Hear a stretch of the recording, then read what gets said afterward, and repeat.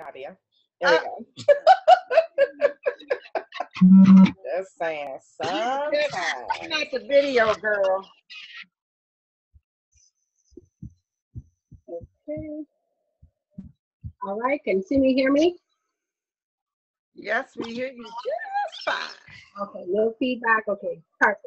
Yes, I am ready. Oh, my selfie stick is in the way.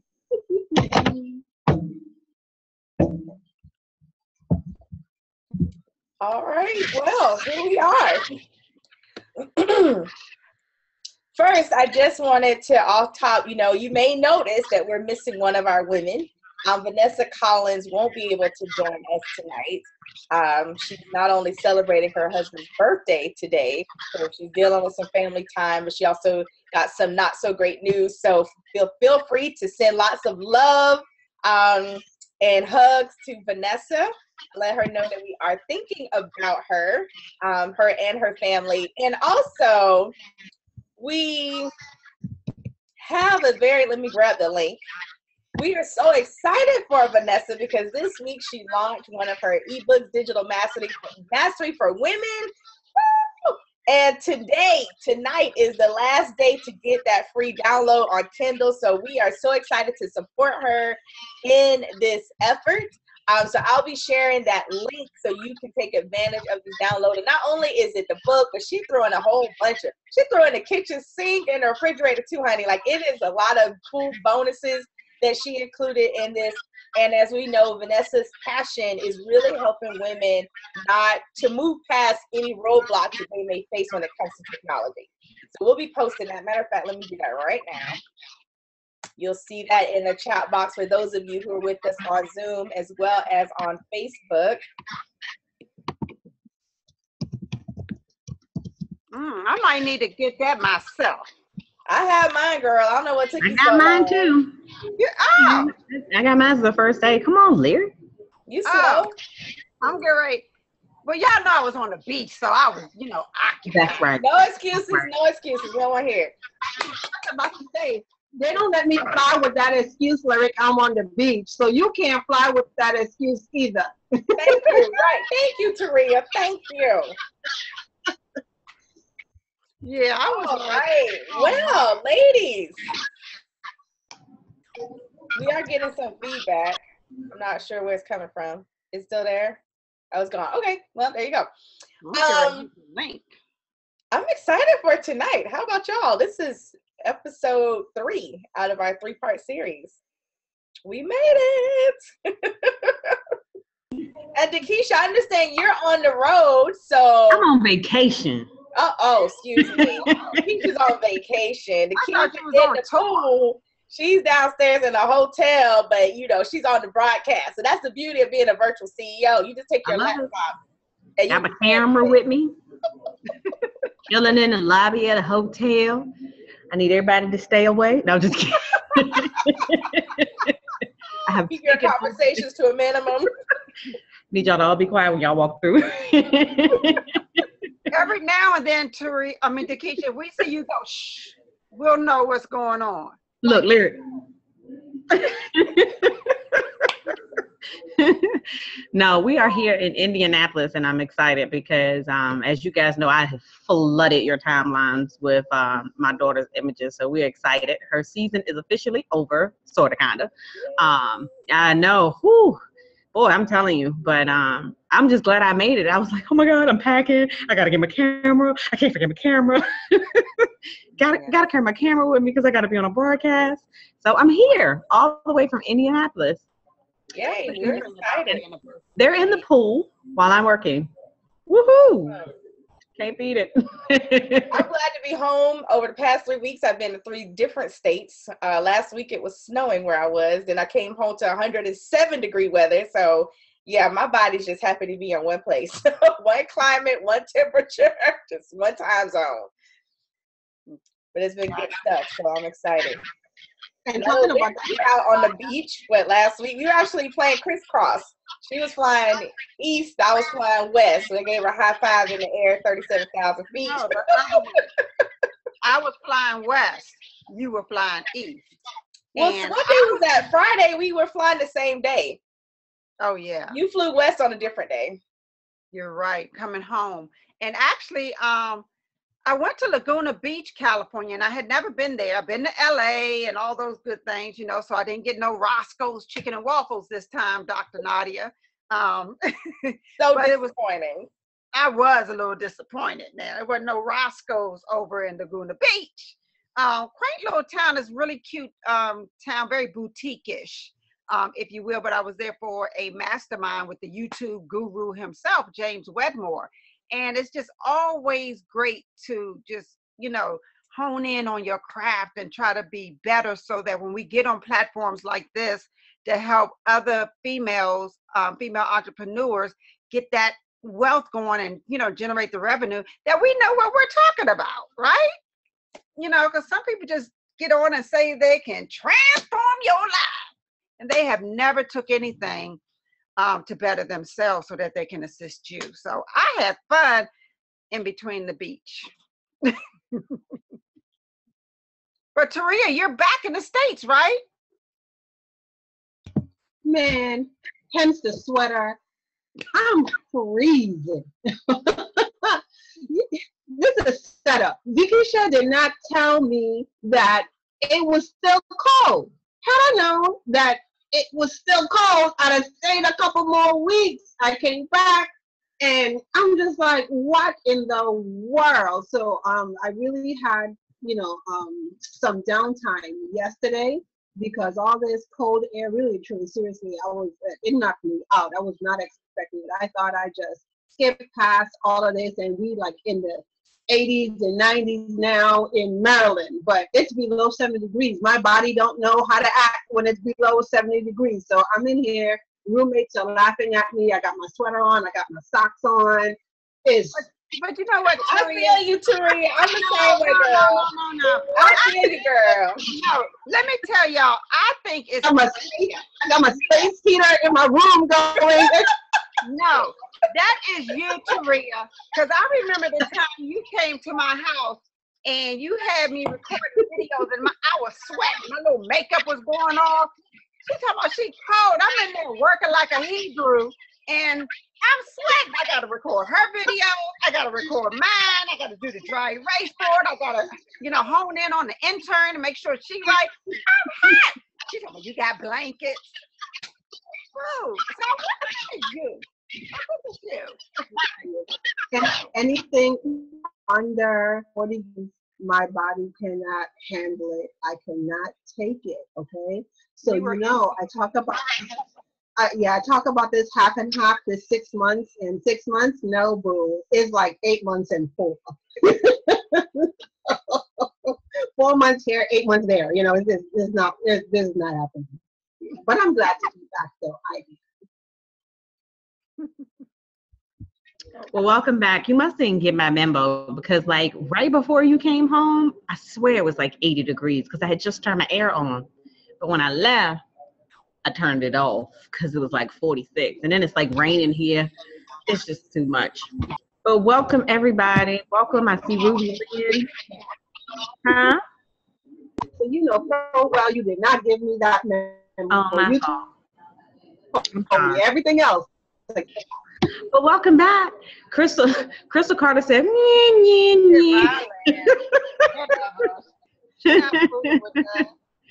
all right, well, welcome everybody. Hopefully you guys can hear me pretty clearly. Like there's like this loud TV. Good, awesome. I'm just gonna go ahead and talk over top of her because the news is really not important right now.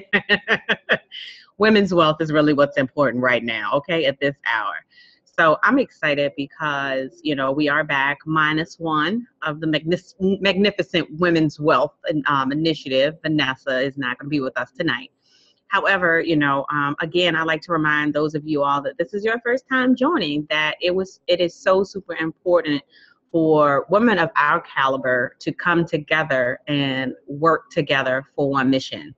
And of course, that is to, you know, create the awareness of building wealth through entrepreneurship. So I am excited to be on this platform with these wonderful ladies who hold me accountable. Ooh, sweet Jesus. Boy, let me tell you. But Everyone is having some massive growth in their businesses.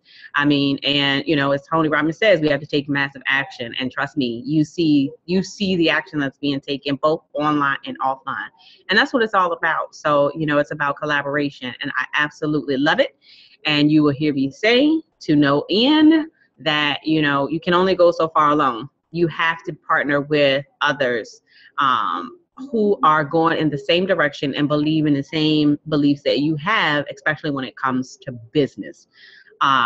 Regardless whether it's ethics, motivation, the drive, you have to have people in your corner, in your circle, that believe in what you do. So, hey, we're just 5 women on a mission, and we're here to share, information with each of you that continue to come back. So yay, thanks for coming back.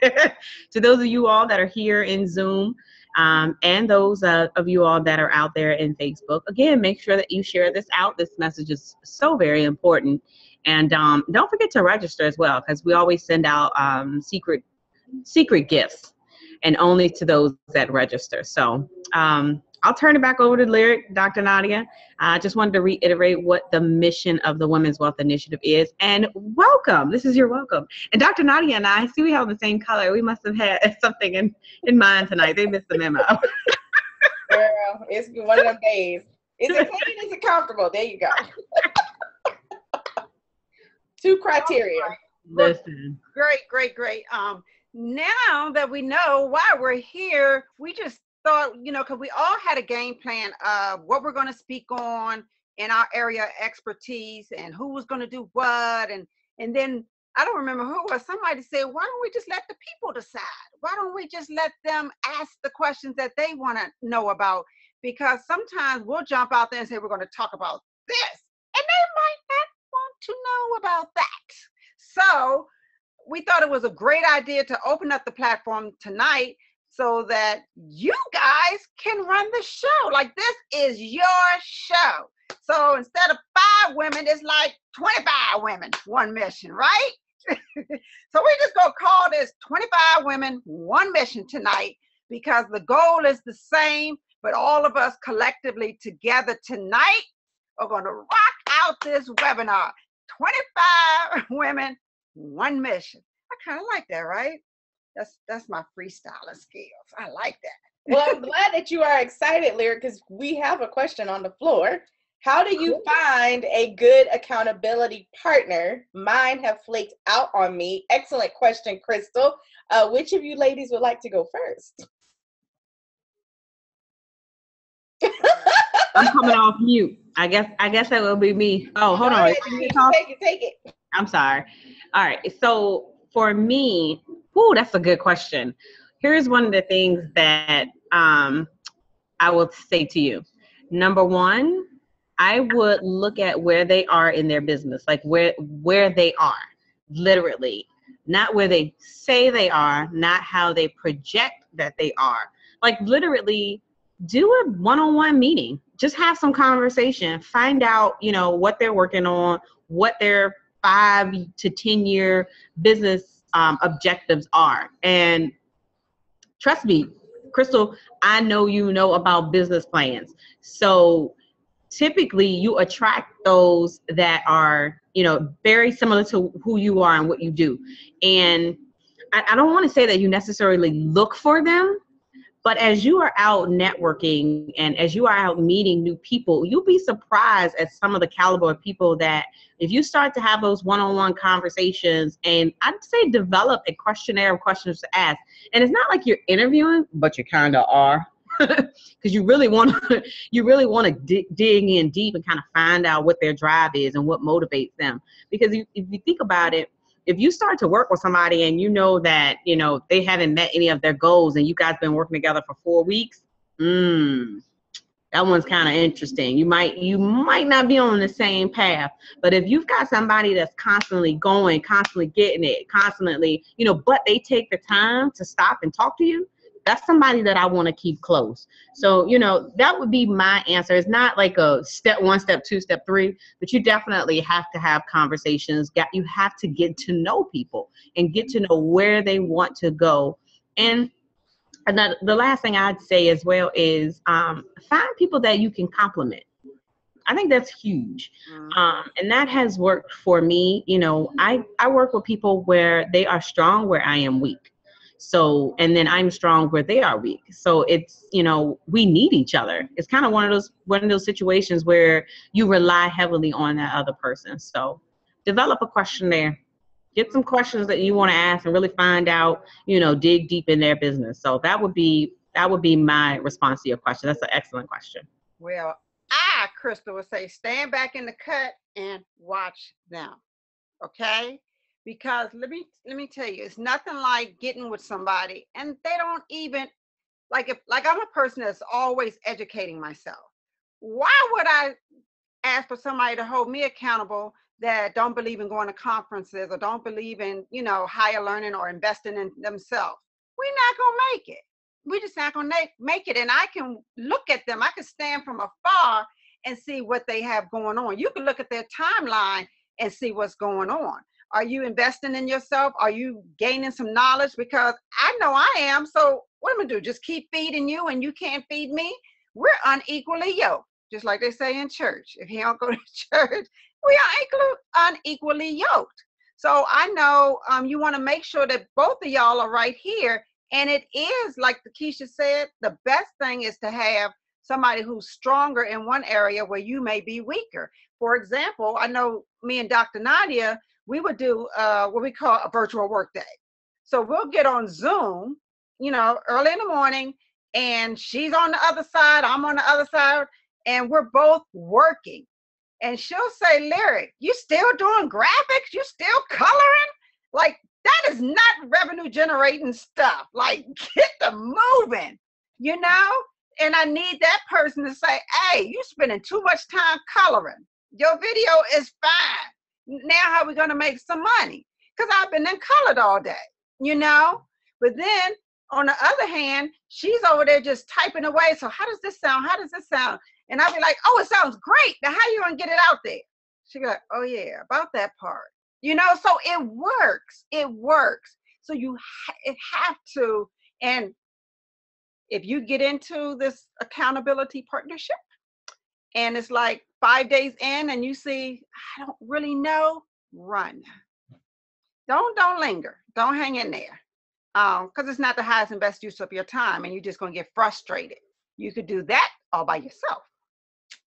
So that would be my answer. Super. I would just add, I think, you know, what Dakisha and Lyric shared is great. I would just add that, you know, checking the pace, especially in entrepreneurship. There are people who want it now, and there are people who want it whenever. And when you pair somebody up that, you know, you may be moving at one pace and they're moving at a different pace, it's really frustrating. If you're like 0 to 90 and they're 0 to 10, you know, and it's just like, wait, what? Are they moving backwards? So I think also setting clear parameters. I think a lot of times in entrepreneurship, especially when we have more casual type relationships or partnerships, we kind of loose with the parameters. So what does this partnership look like? And like, you know, Lyric and Dakisha mentioned, be willing to ask the hard questions. You know, do we check in once a week? Do we check in once a month? How do we do that? Are we checking in on Zoom? Are we doing our virtual work days? Like, what does this relationship look like?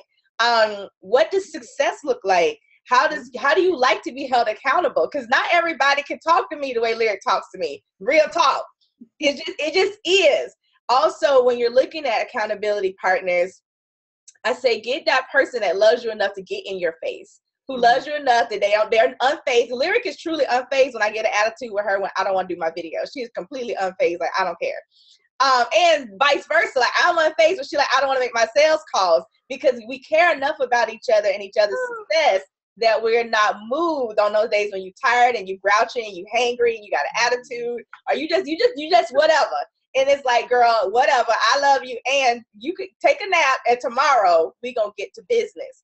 And I think that's really important. And so sometimes in business, and some of these relationships we enter into them too loosey-goosey, and we haven't really discussed what this looks like. So you have one set of expectations, and they have a completely different set of expectations, and now you're disappointed.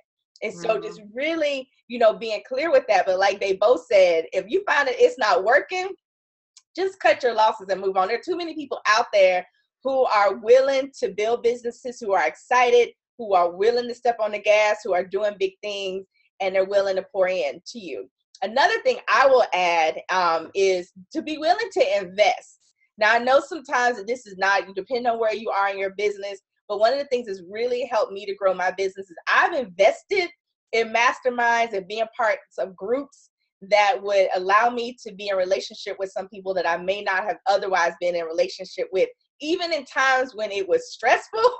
And sometimes it didn't make sense on paper, but be willing to invest when you know that that's going to move you forward. And even then, be willing to ask the hard questions, because the last thing you want to do is invest your money in something and then be looking like, wait, what? How much? So again, ask the hard questions, make sure it's a group that you want to be a part of and that people are moving. They're moving along. A lot of times I like to join groups where people are ahead of me. And it can be a little bit uncomfortable because you kind of walk in and you're a little bit intimidated, like, oh crap, I thought I might have had my stuff together. I got nothing together. And so, to be able to move past that fear and that discomfort and even some of that, whatever, maybe not feeling as adequate, but being able to have that seat at the table, glean from all the information that they're sharing and be able to link arms with them to move forward to help you live out your dreams. And you know what? Let me piggyback on that, because that is a great idea. But I don't want people to feel like because they don't have the money, then they're going to use that as an excuse. What I would suggest for those that just say you don't have the money to work with the high-end people, the ones that already have it together. Okay, because I know somebody on here saying I don't have it, and that's an excuse to me. So what I would say, if you know is somebody that's above you that you wouldn't mind learning from, then you got to learn how to serve. I was listening to Gary Vee's book today, okay, and he said you have nothing to really kind of give them yet, right? So the best thing to do is serve and more serve and be a benefit to that person, because what that does is open up the doors and the avenues for you to be in the midst of people that are greater than you. And that's what you really want to do. And that's something I had done, because I would have never met these ladies here if I had not served. And I served, and when I say I served, it wasn't always easy. It wasn't always easy that I was the gopher that had to go get the food run and come back with 55 cups of ice. I didn't want to do that. Don't do it, don't do it. I didn't want to do it. And then when I showed up, they said, oh, you didn't bring no fork? I had to go back and get the forks. I'm a grown woman. No, I did not want to do it. But did I say anything? Nope. Mom's the word. I might have chuckled a minute, but I got my butt back in that car and went back and got the things that I did not bring back. Okay? But I served and didn't let that get to me. It wasn't always easy, but it has catapulted me to a place that I probably did not see 2 years ago. These ladies that I'm on this webcast with, I did not know them 2 years ago. And I'm telling you, it was the best decision I ever made. So you want to make sure that you find somebody that's up here. Okay, everybody in that crew was up here. I mean, they were like way up here. I was way down. I didn't know my left from my right, but I'm not afraid of greatness. And so sometimes you just have to serve, and sometimes it's a long time. But so there's no real excuse. Invest in the mastermind or serve. Lyric, I want to add. Right. I just want to add a little bit to that, because as I'm listening to everyone's comments and everything that you ladies are talking about is true. But I think one of the important things for us to kind of take a look at, there's a difference between having an accountability partner and wanting to have a coach. And what I see sometimes is people kind of cross the lines between the two. So you really need coaching,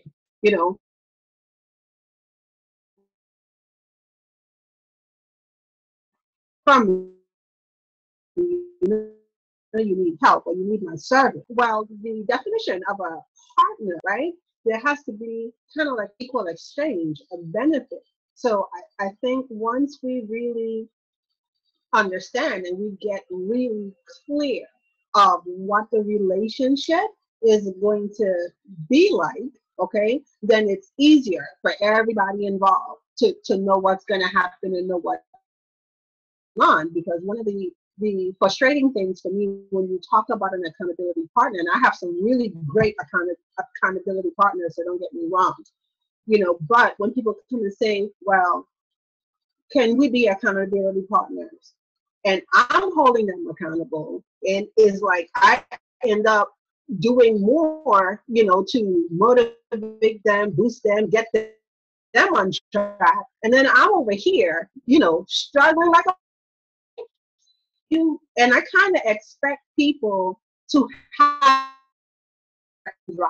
If you're going to say ability partner, you have to have a certain drive. Because being an accountability partner does not mean that I have to call you every day and ask you, what did you do today in your business? That we passed that stage now, okay? It's about fine-tuning, some specific areas that you need help in. I'm not your motivational trainer. I'm not going to call you, at 5 a.m. in the morning talking about get up. I'm not doing that, okay? So it's very, important for us to really, be clear and know what's what. Know the difference between coaching, know the difference between accountability, and then we just keep the relationship and the lines close.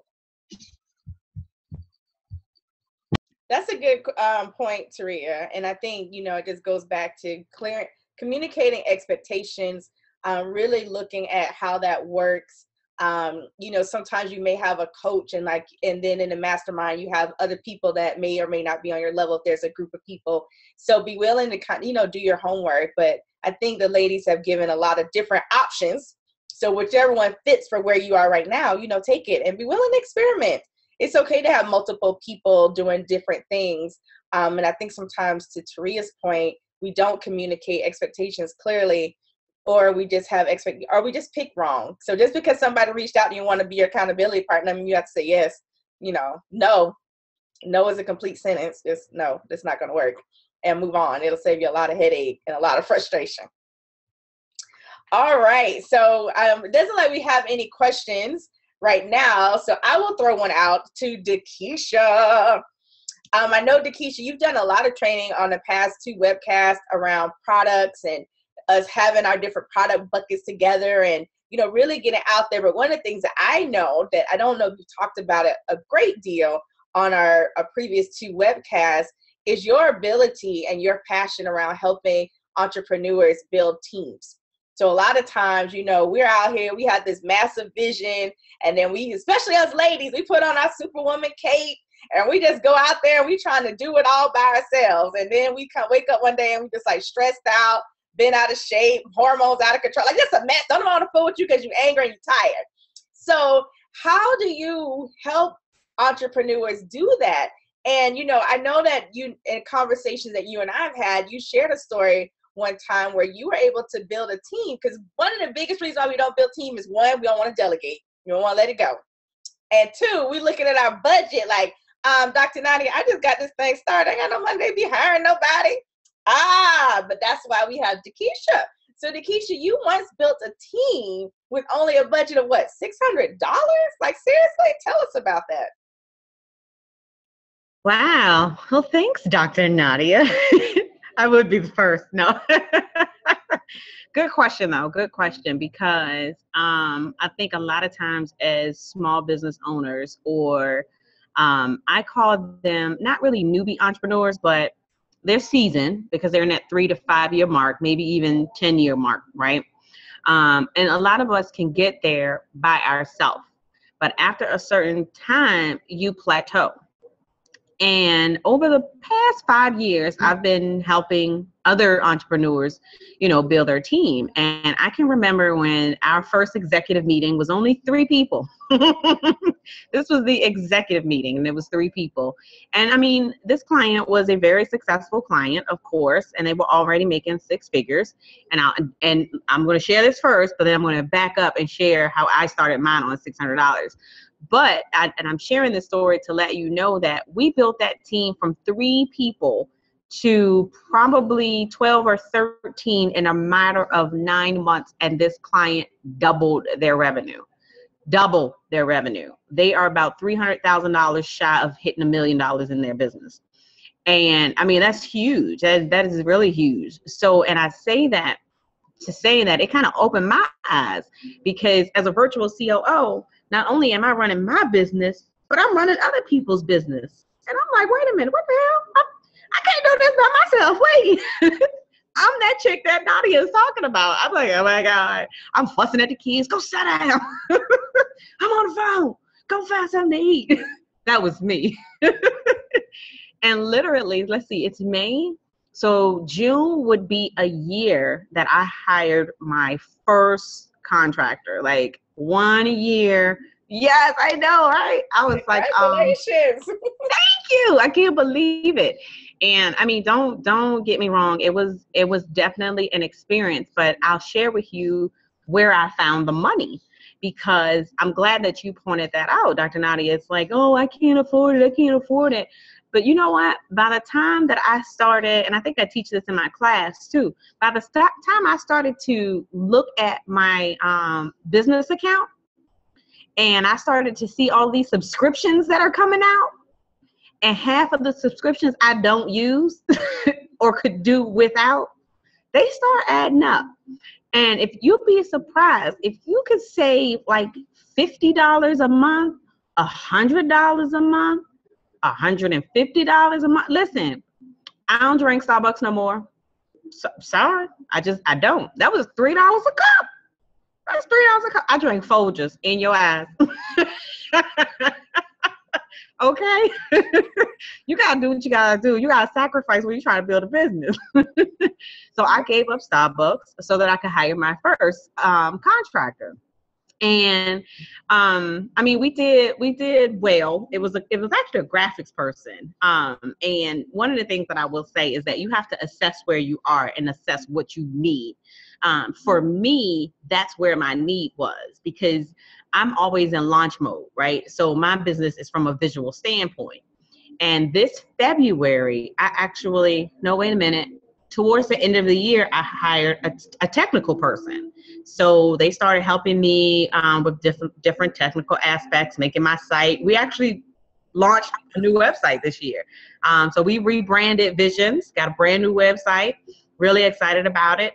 It's still in beta. But I mean, and I was literally I was managing my time. Listen, managing their time too, because they get a little lax, okay? But maybe $200 the first month, $300. And then, the assignments that I was giving them, Dr. Nadia, and for those of you all that were watching, it wasn't as much at that time. So it was a learning process for me. So I was gradual, and I love the gradual growth. But boy, let me tell you, at the beginning of this year, when I hired 2 VAs in February, 2 VAs. So that's what, 1, 2, 3. At this point, I'm at 5 people now. I'm at 5 people. Little old me at 5 people. And I'm still pushing under $600 because I know how to manage payroll and I know how to manage projects. Literally, I mean, of course, we kind of grow, the budget increases as the projects increase. But I was able to develop a program was not in the plan, was not in the budget, not in the profit plan, Dr. Nadia, that I mapped out on the whiteboard when Taria and Lyric came to my house. It was not in the plan. But I was able to develop a process in my business. Now, I told y'all, I'm in Indianapolis now. And I was so excited, y'all. When an order came through the other day, went straight to my VA. I'm looking at the email. She sent it on to the department. It came back. It was delivered to the client. I was like, woohoo! Talk about putting systems and processes in place. But hey, listen, it was still running while we were flying. Client satisfied, PayPal going off, ting, money received, notification of payment received. And I mean, I've been able to double my revenue in my business since I've built my team. And it's a lot easier than what you think, but you got to be willing to sacrifice. So on that note, I'll say, what are you willing to give up so that you can grow? That's a great segue. I love that. What are you willing to give up so that you can grow? Dakisha is wow. And there is someone that we all know who once talked about us just being addicted to our labor. And so it's funny, we having this conversation because I was talking to Toby earlier today about, my business and where I see it going. But I was like, look, I really need to make some changes, even more changes in my business personally, because it's still it's far too dependent upon my labor. And so, this person just mentioned, are you addicted to your own labor? And so when you think about that question stuck with me because it was like like sometimes some people say something, you get that gut punch, like, oh, and when you're thinking about building a business, it's not just about you. So there are a couple of things that you mentioned was that one. So I want to, before I circle back to the leadership question that I have for you, Dakisha, I just wanted to pose a question to Taria and Lyric. When it comes to team building, when it comes to building a business that isn't so dependent upon your labor, your personal sweat equity, what are some challenges or even some insight you would want to share with our listeners tonight about that? So I'm going to jump in and I'm going to share this because, oh my gosh, I don't think it's our fault. Let me just premise it and say, I don't think it's our fault that we're addicted to our labor because working is something that we have been taught to do. And, it's everything when it comes to institutionalized learning because that's what you are actually trained to do. Now, when you step over into the role of entrepreneurship, you kind of have to unlearn a lot of things and then relearn things in a different way. So one of the things that I know Dakisha, she's gonna laugh at this because one of the things that I remember telling Dakisha at the end of 2015 when I was at her house back in November, I said to Dakisha, I'm going to keep going. Okay? And those were my words. I'm going to keep going. And what do I mean by that? So this is what actually used to get scared, okay? Not like people would not reach out to me. Clients reach out to me. They want to work with me, right? But I did not have the capacity on my own to do it. So I started to put caps on what I could do. I started to tell myself falsehoods that, oh, I could only work with X amount of clients. I could only do X amount because in my mind, I was still doing everything on my own. And when I decided that keep going, I said, no longer would I tell a client that I'm not going to work with them. Okay? I'm not going to say that. What I'm going to do is put things in place to allow me to do that. So now, fast forward to 2016, Dakisha was her, like, Dakisha, 2 a.m. problem, right? I have all this, stuff, and I'm starting to feel overwhelmed. Like, seriously, can you help me? And I've heard her, talk about the 646 program, and I was just like, yeah, that's hot. I'm always championing Dakisha. Yeah, that's hot. That sounds hot. And in my mind, like, I don't have $600 a month. I would love to. If I had it, I would give it to you. Seriously, I would. But in my mind, I was just like, I don't have $600 a month, to give you. But I made the promise to myself to keep going. So as I kept going, then I started to see that reality. Okay, so I didn't start out with the $600 a month. I started at $300. And she showed me how I could onboard, my first, assistant at $300 a month. And you know why?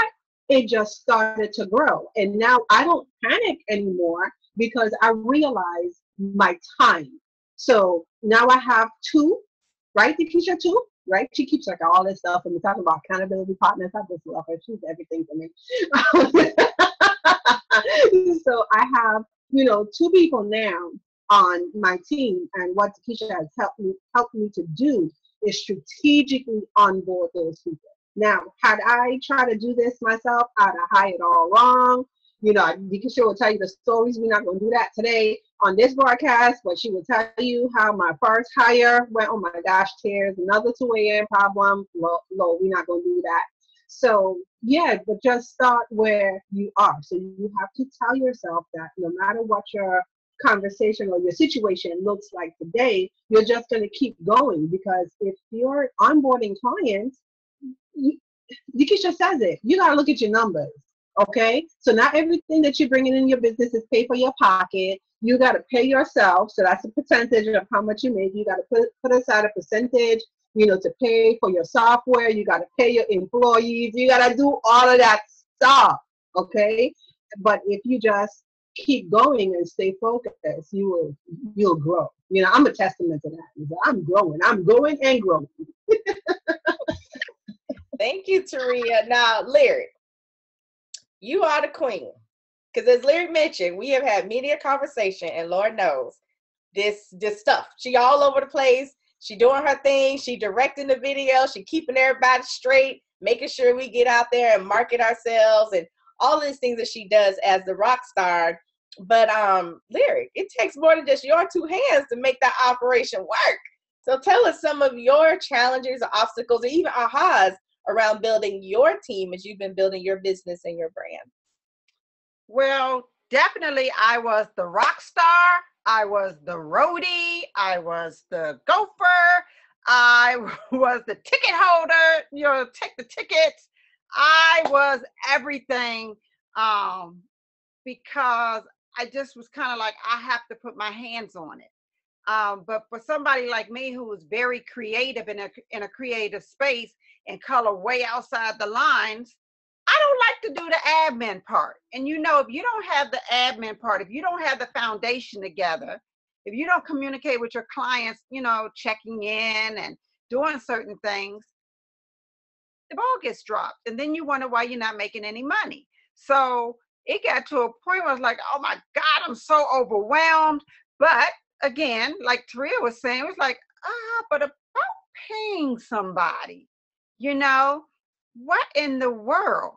But then what happened was the blessings started coming in, and I was like, oh my God, I got like 55 clients. I got another project. I'm going to launch this, and then I got this going on.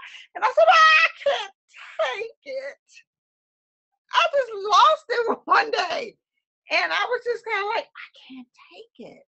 Like, seriously, I have to outsource this stuff. And most of you all know, if you don't know, I like to do my own graphics because I think that I do a pretty good job. But it got to the point where I had to do graphics not only for myself, which was cute, that's no big deal. I had to end up doing graphics for all of my clients. And they getting like 10 to 20 quote graphics. I'm sitting here like, oh, wow. Wait a minute. Hello, Keisha? Hello? Hello? Because I kept saying, wait a minute, how much it cost? Yeah, so I can push this off on somebody else. And I like doing my graphics. So I sent them out, and this was, my first little test. I sent them out, and they came back in 2 days. It was like 35 of them. I said, oh. And I just sent them to my clients. And my client was like, oh my God, you're the greatest. You are a rock star. You are a rock star. And I was like, well, we aim to please over here, Rockstar 360. I was like, oh my God, this is the best thing since sliced damn bread. I said, wait 1 minute. Then I said, I got me an admin assistant. And I had my initial conversation with her, and I'm saying, mind you, I'm all over the place. I need to get this done, this done, this done, this done. Oh yeah, and by the way, I want to do it like this. Oh, but did I tell you about that project? Oh, I'm doing something else too. And that's how I was talking. And then at the end of the conversation, I said, she ain't gonna figure this out. That's what's going on in my mind. Because I don't have it all together. It's all over the place. I told her, I said, you know what? I'm just going to put it in an email and I'll send it to you. Because I said, I'm gonna have to think. I'm gonna have to write it down and make sure I didn't miss anything. And she said, oh no, you don't need to send me an email. I got it. You want me to do this, and what you want to do is maximize your time. So I'll do this, and this, and that way we'll have it all in a sequence, and we could just send it out, and it'll just be easy peasy. I said, oh yeah, that's what I was trying to say. And she said, well, do you think? I said, you're hired. Because anytime you can take my rambling and put it all together and make it make sense, that you figured it out. And I was like, oh yeah. So I said, hired. It don't even make a difference, what it is. And it wasn't as much as I thought. I should have been had somebody. Because the thing is, guys, when we think about hiring a team, we're kind of like, oh my gosh, I can't afford it. If you do the homework, you'll realize it's not that much money. It's not that much. So it's like, oh my gosh, this is the bomb. So guess what I did? Because the blessings kept coming, right? And I got another project I got coming up. Girl, and I went out and got me another one. I got me a project manager. I said, oh, I'm cooking with gas now. So the thing is, guys, I feel so much like, ooh. And I was out of town like I was the other day, and I sent a little email, said, hey, can you call all my clients and touch bases with them and see if they're gravy, please? She said, I'll get right on it. And my other project manager, I emailed her some docs and said, you go through that and pull it all together, make it all look good. She said, can you meet on Monday? I looked at them. I said, oh. Now that's what let me tell y'all something. If I feel like I need somebody else on this team, I am going to call them. Even with the video piece, because I'm so hands-on. I just want to be in front of the camera directing and making sure that my client shows up. Mm-hmm. I don't want to be behind the camera, looking through the lens and then coming over to you fixing your hair, or then coming over to you saying project. Now I'm going back over behind the camera. That works. But guess what, gang? I got somebody for that too. So when we go in the studio in a couple of weeks, I don't have to worry about that part. And I got me some help. So I think the biggest fear, Dakisha, is the price point. So when you say you could build this team under $600, that is accurate. And even if you want to start with one person, that is way under the $600. Yeah. And as before we go to another question, I just want to reiterate, and I want to make sure that everyone caught what Lyric said, is that once she started to outsource, the money started rolling in. I don't know if y'all caught that. That was the one. Granted, I heard what you said, but me, Prophet Producer, heard the money started rolling in. And I want to make sure that everyone gets that, because and you always hear the cliche, you got to spend money in order to make money. Like, it's a fact. It's not just a saying. The saying came from somewhere. So I know we have other questions, but I wanted to make sure that at the end of the day, that you walk away with this one piece of information. Yeah. Yes, you do, in order to grow, you have to make that investment, because what I teach my students is that when you invest in your business, it allows the creativity to start flowing, and you're going to start coming up with other ideas, other ways to enhance the current programs that you have, other things that you can do for your current clients, new ways to get new clients. Like, you start to actually detach from the day-to-day activities so that you can better your business. And I'm not just making this up. I'm not making this up. This is fact. I mean, it's just the way that the business operates. All right, Dr. Nadia, I know we are already pushing. Y'all so chatty tonight. But really quickly. Y'all know I get passionate about that, so I just wanted to get that one home. And I did make more money. That's another question. I missed that, Larry. What did you say? No, I was saying I did make more money because I was able to outsource because I could focus on just bringing in my leads and closing my clients. Absolutely. And I will just add, because you already, I don't need to belabor the point around build a team, but I will just add that not only to look at your actual team in terms of your business, but also at home. Because a lot of times women, we're holding down both with kids and households. So don't be afraid to hire a housekeeper. That was one of my first hires.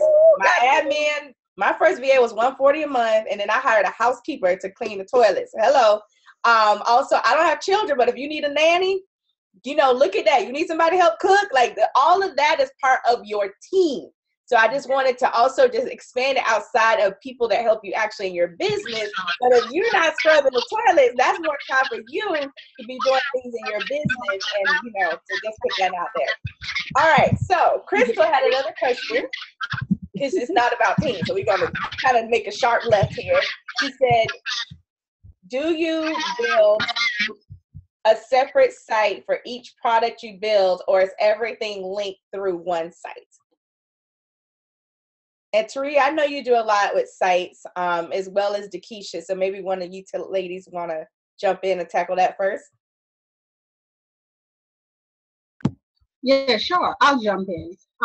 What I like to explain to my clients and people that I work with, the difference, what the difference is between having a website and then also using landing pages or sales pages. Okay, so I usually like to term a website like an online brochure. So when people land on your website, they're able to see kind of like an overview of what you offer in your business. But for the most part, websites stay stagnant, which means that you don't necessarily update the information on your website as often, unless you're doing like blogs. And that's the only thing that really changes on your website, okay? Is if you're updating a blog, whether you're writing your blog once a month, bi-weekly, every week, every day, that's really the only thing that changes. So what I usually encourage people to do, is focus on having pages. You hear me talk about it a lot of times. I talk about squeeze pages. And actually that was supposed to be the topic for tonight, squeeze pages that convert. So for every every action or every opportunity where you want to collect information or you want to have your ideal clients go to, you should have a page that's dedicated to that one specific thing. So if you're talking about your perfect opt-in gift, and I know for some of us, we have multiple opt-in gifts leading into multiple programs, you should have a separate page for that. If you're offering separate products in your business, you should have what we call a sales page or multiple sales pages that would lead you into or give you more information on that particular product. Okay, so you don't have to answer the question, you don't have to have multiple websites, because when I take a look at websites, I think about the 5 to 7 pages normally on a website that's giving information, but you can have multiple squeeze pages, multiple sales pages that lead your ideal clients directly to a particular offer. Excellent. So Taria, since we're talking about squeeze pages, go ahead and share a couple nuggets about getting those attractive pages. Okay, so I'm going to share one thing, because one thing stood out for me this week. Okay, so I had the opportunity to be in some wonderful conversations with entrepreneurs, and I just came off of my 7-day perfect opt-in challenges and opt-in challenge. And one of the things that I asked people to do that came through the challenge is to actually post the link to their lead gen. Okay, now I'm going to tell you the biggest thing that I saw. What I saw was they're packing all of this information into one little squeeze page. Now, I want to share just one thing when it comes to, especially doing a squeeze page for a perfect opt-in gift. Take a look at what the squeeze page is for.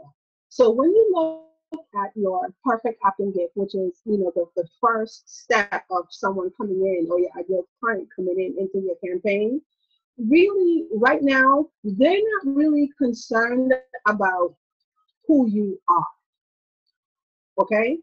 What they're concerned about is, can you help them solve the problem that they have? So when you take a look at developing your squeeze page for your opt-in gift, please keep it very, very simple. The information on your squeeze page for your opt-in gift should be digestible in 15 to 20 seconds. Okay? I shouldn't have to spend 5 to 7 minutes reading through your squeeze page to find out how you're going to help me solve my problem. That's different. That's a sales page. So a lot of times I see entrepreneurs, they're doing all of this self-promotion on the squeeze page, and there's no time for that yet, because your audience, they don't want that. Your ideal client, they're not looking for that. What they're looking for is, how can you help me solve my problem? Okay, so if you just keep it short, keep it simple, this is the headline. So from the headline, they're supposed to be able to know exactly who this is for. They're supposed to be able to tell how you're going to solve their problem, aka your product, whether you're offering a worksheet, a tip sheet, a resource guide, a video to show them how to do something, and they could get it.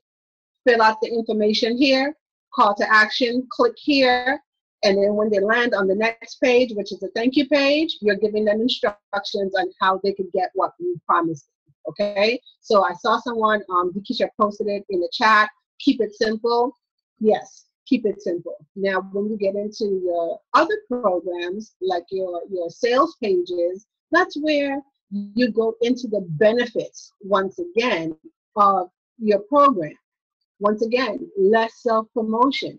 People really don't want to know, who you are versus how you can help them. Once you have gotten them to buy into how you can help them, then you share with them who you are in your attraction. Okay? All right. Well, you know what? We've been sitting here talking about teams, and everybody realizes that there's a benefit to it. But the team that I really wouldn't, know about and know how to build is that 7-figure sales team. Like that sales team. How do we get a team of money? The money team. Like Floyd Mayweather has the money team. We need the money team. So how do we get that? And that's Dr. Nadia. Can you help us out on that one? Because that's my question for tonight. You know what, Lyric? I'm glad that you asked that question, because remember I said I was on vacation. I had to stop. Not that I did not mind stopping to make some money, okay? But I thought about it. I laid down. I said, you know what? God dog it, I need a sales team. I shouldn't have had. Look, I should not have had to stop on my vacation, on my trip, to take this call, but it closed. It closed. I'm so glad you brought that up. Because it don't matter where you are in your business. You're going to always have a 2 a.m. problem. And I got my notepad, and I'm going on mute. Well, I was not expecting that question, so thanks for the delightful curveball, Lyric Hawkins. But they already know I'm passionate about sales. I love it. I love it when my clients make sales. Actually, I was just in Tennessee helping a team build their helping the sales team really come together and get on the same page. So not only we talk about how to have those conversations, but we also talked about what's a good client for you. Because many times we think about sales and you think about, well, I just got to convince people to work with me. No, the only people you're convincing are the people that aren't right for you. Because the people that are right for you, they want to work with you. And they just have a couple of questions. Mostly that question is, one, will you leave me hanging? So you want to make sure that answer to that question is no, I won't leave you hanging. But two, will this work for me? Because when people are investing and we're helping them make these transformations in their businesses and in their lives, they're a little nervous. And it's not necessarily they don't want to invest in themselves, but it's kind of like a relationship. You know, once you've been burned once, you're a little gunshot to be jumping out there and enter into another quote unquote relationship with someone else. So when it comes to building your sales team, I think, again, it's communication, but also looking at your numbers. So I did a sales train a couple of weeks ago, and one of the participants put out there that she wanted to make $675,000 by the end of 2017. So I didn't even ask her about the numbers that she already brought in for the beginning of 2017. I just said, let's look at what you have now. So one, you break down your offerings. What are your offerings? What do they look like? And I knew for this particular one that she had at least a $25,000 offering among some other things. So then I told her, I said, you know, if you want to continue to sell, sometimes people don't like, I love to sell. So that's going to be my biggest problem with continuing to build my sales team is getting out the way to let people do their job, right? But some people like, hey, God bless you, you sell it, right? So, but looking at one of the things is, are they a good fit for sales? Making sure that they understand who's the ideal client, because if you're bringing in people and they're not a good fit, that causes problems on the back end, which then could come back to bite you in the butt. But also, how are you training them? Your team needs to be trained. So sometimes we just feel like I can just put an ad out there and they can just come on board. No, because this is a representative of your brand. And in many cases, if it's not you, then this person is also going to be that person that people a lot of times initially encounter with, and you want to make sure that they are in alignment with your brand.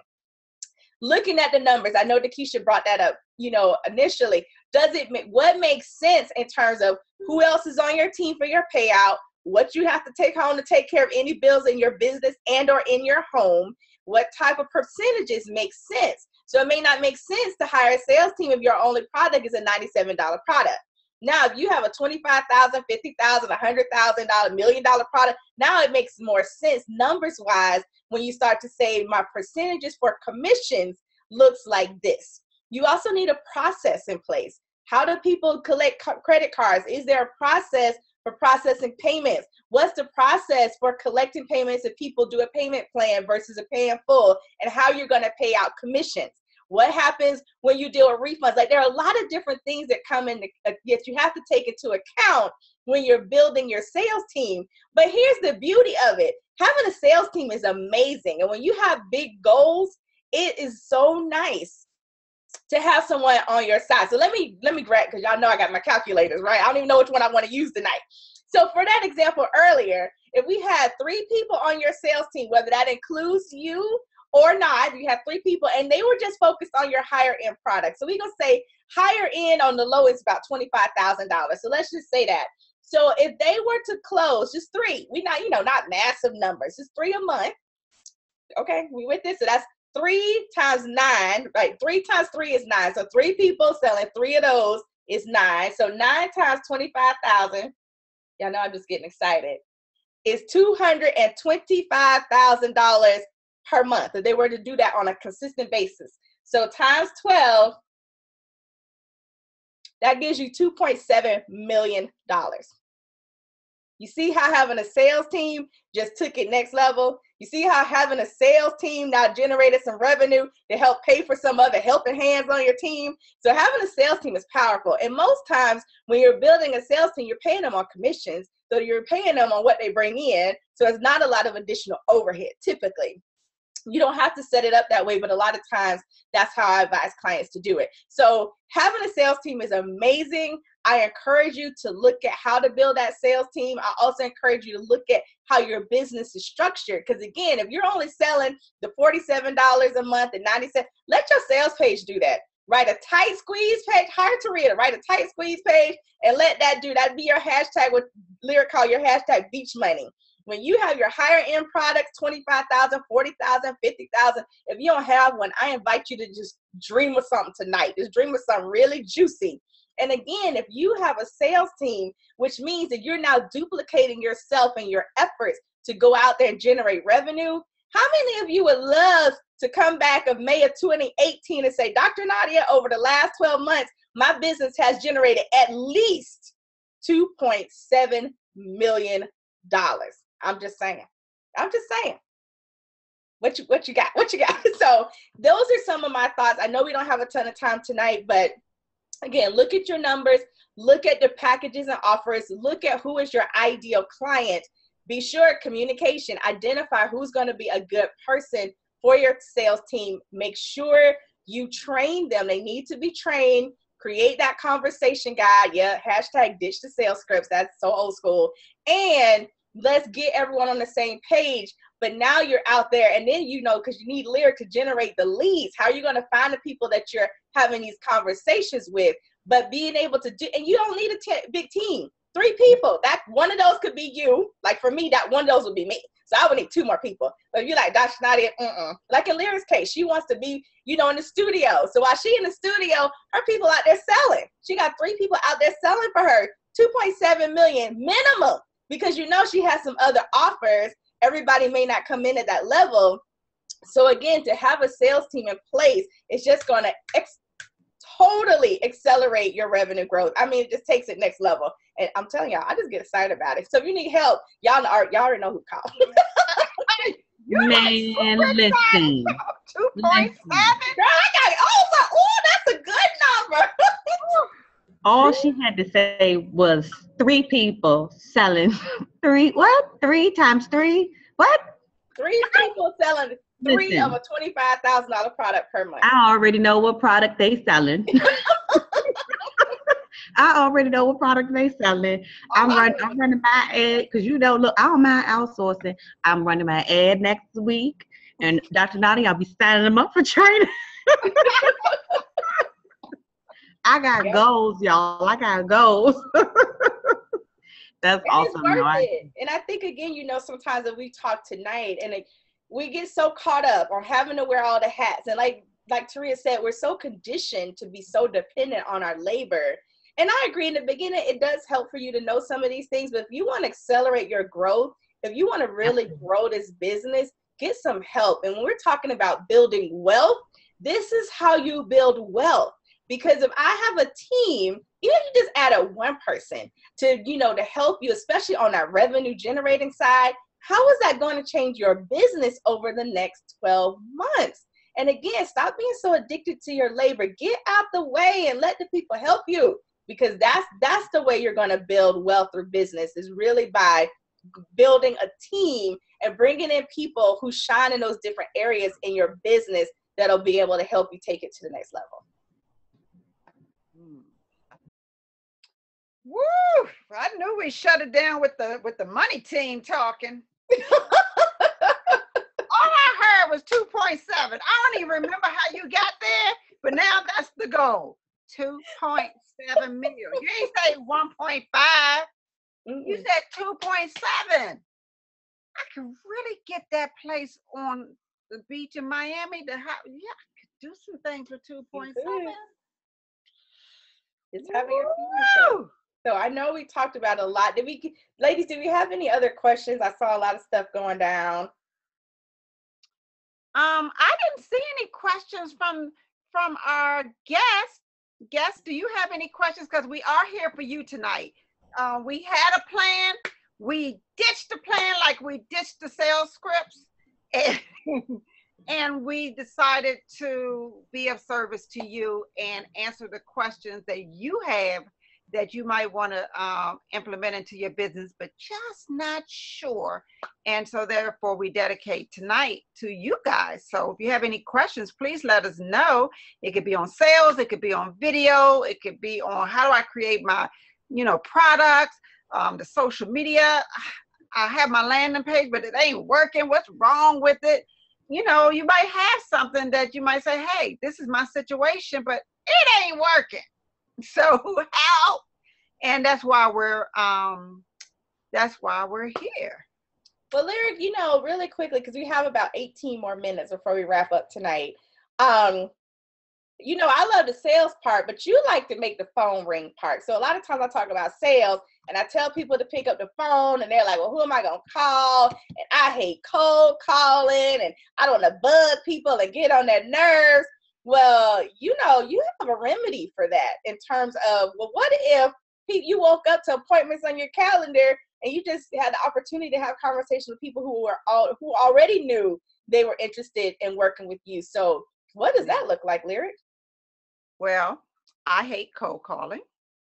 I do not like picking up the phone and calling people that I ain't never talked to before. So I know in certain industries, they teach you to do cold calling. I know in real estate, that is like the thing to do, cold calling. And they've been doing that for probably like 5 decades. There is, something different that we can do here. So I said, I'm not doing any cold calling, because initially I was like, oh my God, I don't want to be the sleazy salesperson. But it's not sleazy if they call me, if they get on my appointment, on my calendar and set an appointment.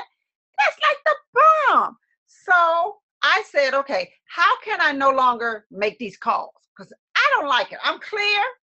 I'm not your girl. But if you call me, I can then tell you about the great service and products that I have to offer. And I already know that you're interested because you raised your hand. So what I decided to do, I went the other way. I created a video, and you guys know me. It has to be formulated right. There's a certain format to do it. And I did it in my living room. And that particular video has got me so many appointments on my calendar without me even picking up the phone. They did not call me. I did not call them. All I did was, I was laying down, the mornings about 9 o'clock for me. Y'all know I don't get up early. And I rolled over. We all do it. We pick up our phone. We checking Facebook. I don't check Facebook no more. I roll over and I check my Gmail. And I be like, oh, snap. I got 4 appointments today. Boop, bingo, baby. These people saw my video that I ran with a Facebook ad, and that's something Taria can help you with, to make sure that you got the right keywords and things of that nature in there so you're hitting your target audience. That little video I did in my living room, because I have it where I caught their attention right out the gate, which made them stop and watch the rest of my video, and they realized, she talking to me. And so I had them go over to my landing page, and then it's all nice and fancy, but then it pops into my calendar. If you want to talk to me and get more information about what it is I have to offer you to help increase your personal brand score, pick a time you like, pick a day you like. Here go all the options. And then I'm going to get a little ping that says at 1 o'clock, Denzel is calling you. I said, okay, Denzel, no problem. But the thing is, guys, I wake up and I literally go to my email. I'm still in my bed and I'm like, woo, I got 4 clients today, potential clients that have scheduled their appointment. I never talked to these people a day in my life. I don't know who they are. Some of them are not even my Facebook friends. I've never seen from Chicago. I had somebody from California the other day. I don't know these people, but they raised their hand and said, I need some help, and you might be the one that can help me do it. So when I called them, I said, hey, it's Lyric from Rockstar 360. How can I help you? And they're like, oh my God, I saw your video. And look, my brand sucks. I really need this, that. And I was like, oh, this is a slam dunk here. So it's more comfortable. I don't feel sleazy. I have the conversation with people who already said they want to talk to me. You want to talk to me? I told you guys about increasing your personal brand score. When they start calling you, you know what your score is at the top, right? This is another way to get people to call you. And you don't have to do that cold calling. I hate that. You guys call people at dinner time, they slam the phone down on you. That is so yesteryear. I don't like it. So I came up with a way to actually get them to come onto my calendar. So the conversation is just a little bit easier. So I don't have to worry about, oh my God, I got to press them out. I wonder if they really need what I have. And all I do is get a conversation guide from Dr. Nadia, and we just be having chit chat, and they just love me. I love them. And where shall I send that invoice? That is the bomb. I love it, Lyric, and I just wanna tag this on to it because the strategy is such a simple strategy, but yet still people overlook it like every single time. And out of the sea of people who are watching, who are following on social media, just think about it. You know, we have people that are following us on Facebook, they're following us on Twitter, LinkedIn, Instagram, all over the place, right? And so for us to try to pinpoint who we need to spend our time with and we go searching for that people is an absolute waste of time. Give people the opportunity, you know, to take an action. Okay, that's how you find the people who are motivated, the people who are ready to move forward. You give them an action to take. So if you say, hey, look, I know you're having some problems, you know, I want to have, you know, 30 minutes with you, go ahead and schedule this appointment. Then you know exactly who you need to focus your time on first. Everybody else who's not ready, they're not ready to take an action, they're still watching, you've got something for them. You know, they could still continue to follow you on social media, they could still continue to get your emails, and you could nurture them all the way along until they're ready to take that action. But those people who are ready, who are taking those actions, you get them on the phone right away. I'm a proponent for that. I don't do no cold calling either. Love it. Y'all are hilarious. Thank you, Lyric, because yes, I agree. I love it when I just have appointments and I can just talk to people that have already raised their hands to say yes. Yes, I I'm want not to talk to opposed to you. picking up the phone and calling you at dinner. I'm just saying. Um, so we had a question, and that question was, how does one decide to charge how much to charge for consulting services? Pricing is kind of tricky sometimes. So a couple things that I want you to consider is, one, the value that you provide, your services provide to your clients. Take you out of it. It's not always about you, but what is that value that your services provide to your clients? And of course, any out-of-pocket expenses that may occur. I know a lot of times with consulting, that number is very minor or zero. But if there are any price costs associated with the services you provide, be sure to include that in it as well. But a lot of times we're always, you know, charge what you're worth. How much is my value? And that gets complicated. But when you flip it around and you focus on the value that you bring to that client. So I'm not sure what type of consulting services you provide, Lillian, but let's just say, for instance, that you're doing health and wellness.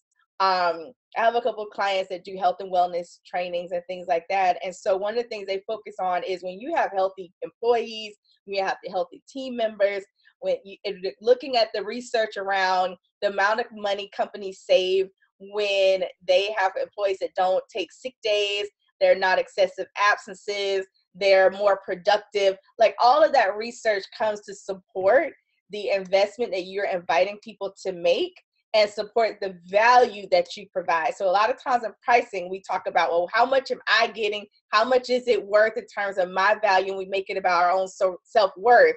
But I invite you to flip it around. How much value are you providing to your clients? And again, don't forget your actual hard costs.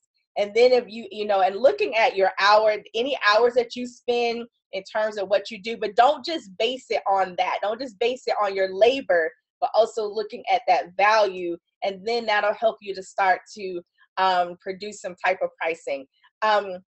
One thing you can also look at, and I invite you to look at it more from a research standpoint versus the gospel truth, is, what are other people who are doing similar work that you are doing? How much are they charging? Sometimes that's good information. A lot of times it's not, because when you go in and you have those conversations, you always want to tie it back to what are the goals that people have, your clients desire to achieve? What is their vision? What are their priorities? What's that keep them awake at night problem? And again, the value that you bring.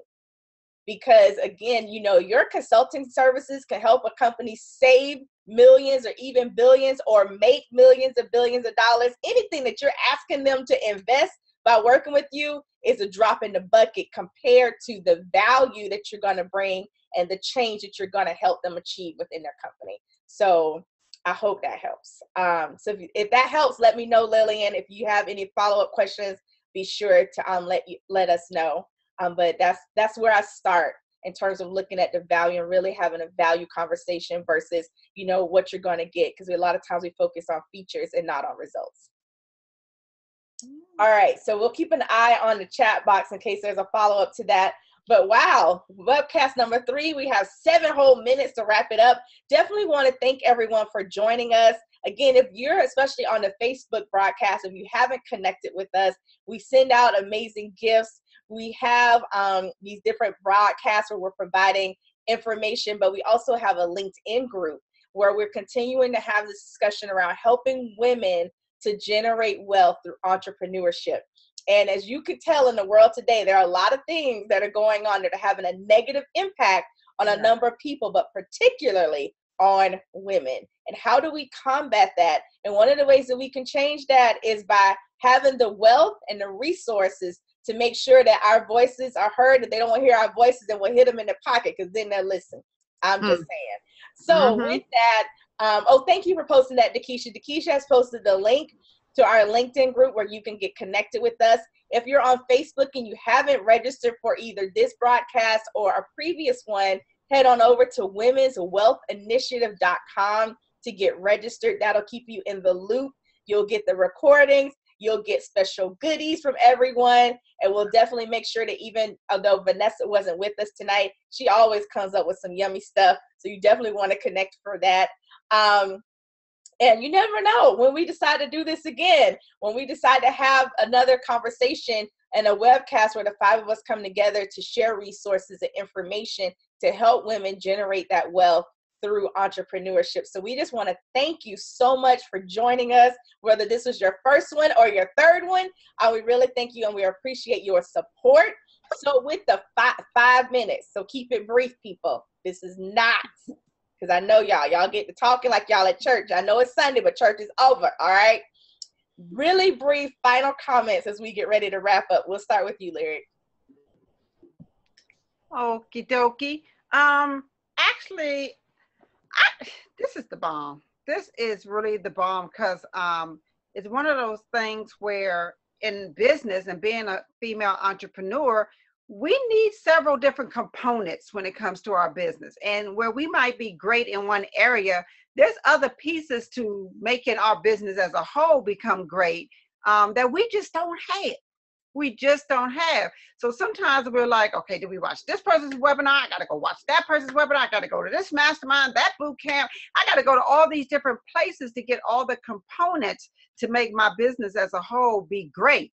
So when we decided to get together and, put our minds together and make it to where people can come and go to one place and get all these different pieces for their business, this has just been like phenomenon. Like this has really been great. And I think I might have enjoyed it more than everybody else.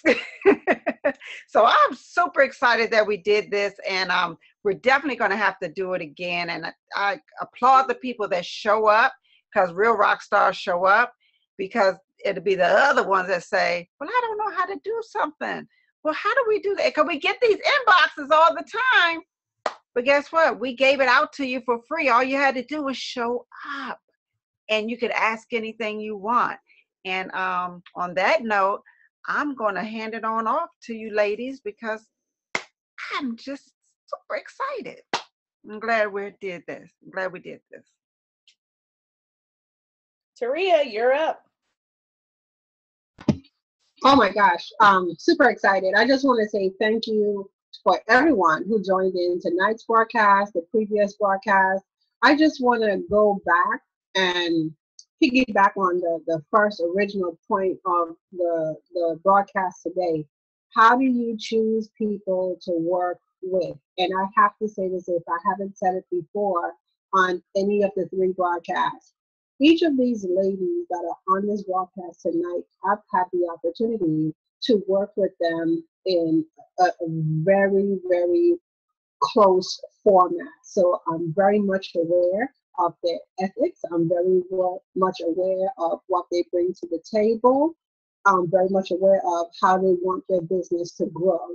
So for all the female entrepreneurs, women entrepreneurs don't take it lightly, okay? Don't just choose someone to partner with because they're your best friend and you guys grow up together, since you were kids. That has nothing at all to do with business. So I sincerely, challenge you to take a look at your circle, take a look at the people who you are surrounding yourself with every day.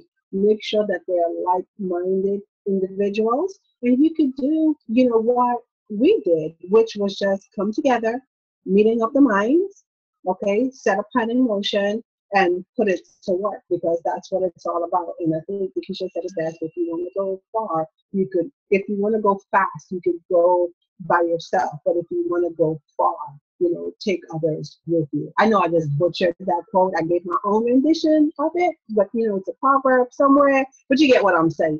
I didn't write the quote down tonight. Okay. So once again, thank you everyone for joining us on our webcast. I had fun too, not just you. All right, so I guess that leaves me with about 30 seconds left to close it out.